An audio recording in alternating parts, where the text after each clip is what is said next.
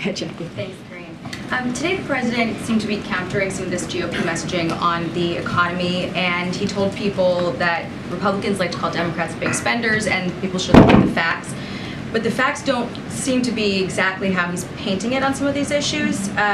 He has claimed repeatedly that the administration reduced the deficit, but if you break it down, spending was high because of the pandemic, those programs expired, and that brought down the deficit, and then that deficit reduction was spent on canceling student loans, and then on the jobs claims that he made. He said that President Trump was the first since Hoover to lose jobs during his administration, but and he claimed that he had created 10 million new jobs, but in reality, those jobs have mostly been added back, and the Bureau of Labor Statistics says only about 514,000 jobs have been newly created. So how are people supposed to take this kind of messaging on their most important issue seriously when some of this feels like smoke and mirrors? Well, let me tell you what the American people should take very, very seriously. Let me remind you of the Trump tax cut of 2017, $2 trillion that was not paid for, not paid for.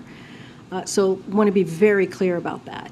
And let me also remind the American people of what was happening in January of 2020, January 20th or 21 of 2020, 2021, which was that American businesses, small businesses were shutting down. I just talked about schools. Only 46% of schools were shut down. There was not a real comprehensive COVID response and making sure that people got shots in their arms. And because of the American Rescue Plan, which is something that Republicans refused to work on, refused to vote on, you know, the American Rescue Plan got those schools open, got those small businesses open again, and really made us and put us in a place where the economy turned back on.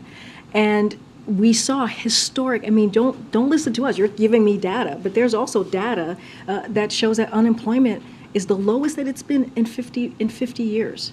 It also shows that what we were able to do, even with the strong labor market, that was because of the plan, the economic policies that the president put forth. So he put in the work. And here's the thing, and I'll add more, and I'm happy to hear your next question.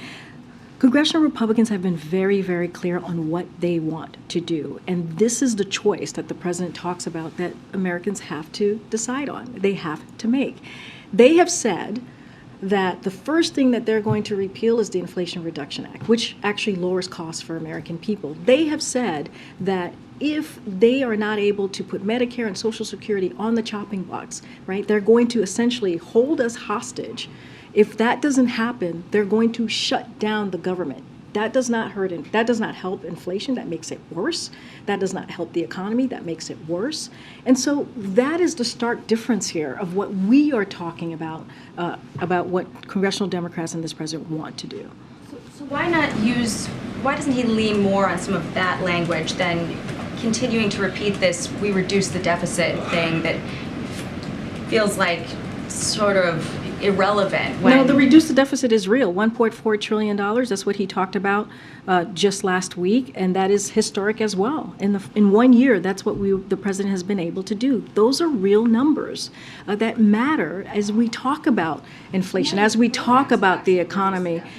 It just happened on its own. No, but it is actually the policies that he has taken that has helped reduce the deficit. Let's not forget Trump 2017 with the $2 trillion that Republicans were very happy to vote on and was not paid for. So there is a difference here in how we approach the economy, how we approach what Americans are going through right now, how we approach dealing with middle-class families that you are not seeing currently. You're not seeing currently from Republicans. I got to move on because we don't have a lot of space. What? No, wait. Go ahead. Thank you, Corinne. So as the president